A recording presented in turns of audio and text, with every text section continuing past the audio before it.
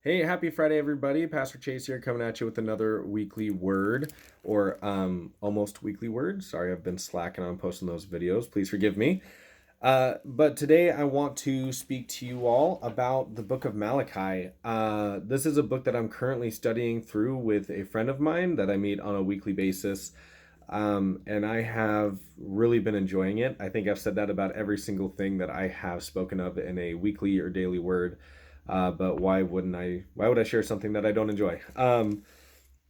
So what I want to zone in on here is Malachi chapter 3, verse 16, and this is what it says. Then those who feared the Lord spoke to one another, and the Lord gave attention and heard it. And a book of remembrance was written before him for those who fear the Lord and who esteem his name.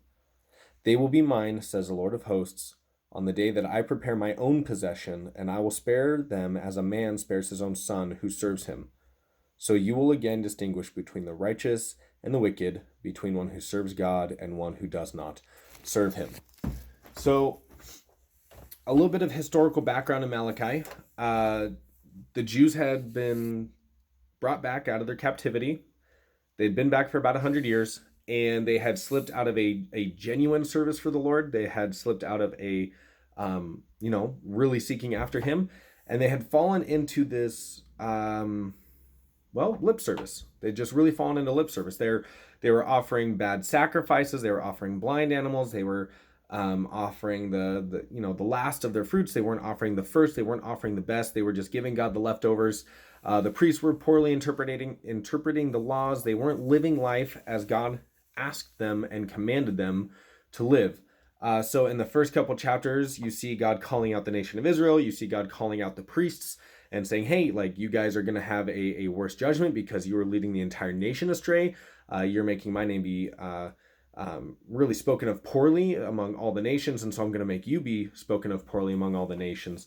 And then near the end, because Malachi has four chapters, near the end in chapter 3, verse 16, you see this thing where the people who heard God rebuking them for the way that they'd been living, they started talking about, they're like, oh, we need to fix this. And God paid attention to that and then wrote down their names in his book. And then he was saying they're going to be my possession. So I want to encourage the church, to be genuinely seeking after God, not to fall into the routine, not to fall into a lip service, not falling into the, well, I showed up on Sunday morning, God understands, that's good enough. No, God desires the right behavior, but the right behavior has to be coming out of the right heart. If we have the right behavior, but we don't have the right heart to back it up, God doesn't care.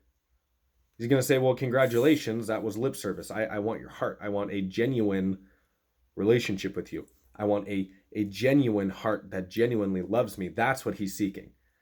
So I want to encourage you throughout the week, when you come on Sundays, when you're serving the Lord throughout the week, when you're going to your small groups or meeting with people, praying, reading the Bible, make sure that it's from a genuine heart. Make sure that God is paying attention to you because you're actually listening to him, and that you're not just going in the routine, that you haven't just found a new routine, a new way to look like you're loving and honoring God without actually doing it from the heart.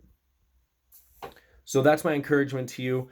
Read Malachi, study Malachi. I've just been reading the entire book over and over and over, just trying to get all the themes that are in it firmly in my head, so that way I can fully understand what God's trying to say to Israel. Go ahead and join me in that if you'd like to. That'd be awesome to have you along for the ride. So yeah, that's just what I want to share with you guys. Be genuine in your routine. Be genuine in how you're seeking the Lord. And I also want to remind you guys that tomorrow is going to be our trunk or treat at the church from 6 to 8 p.m. Come, have a fun time, grab some candy. From what I hear, there's going to be a photo booth where you can get a photo at the beginning of it and then pick up your photo as you're leaving. So, and if you want to help, show up at 5, and I'm sure that they can find a spot for you somewhere. Otherwise, if you just want to bring some candy before, or if you just want to come and enjoy the event, we'd love to have you guys there. Again, it's at the church building from 6 to 8 p.m.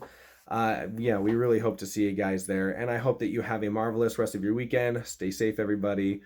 We will see you Sunday. All right. Have a good one.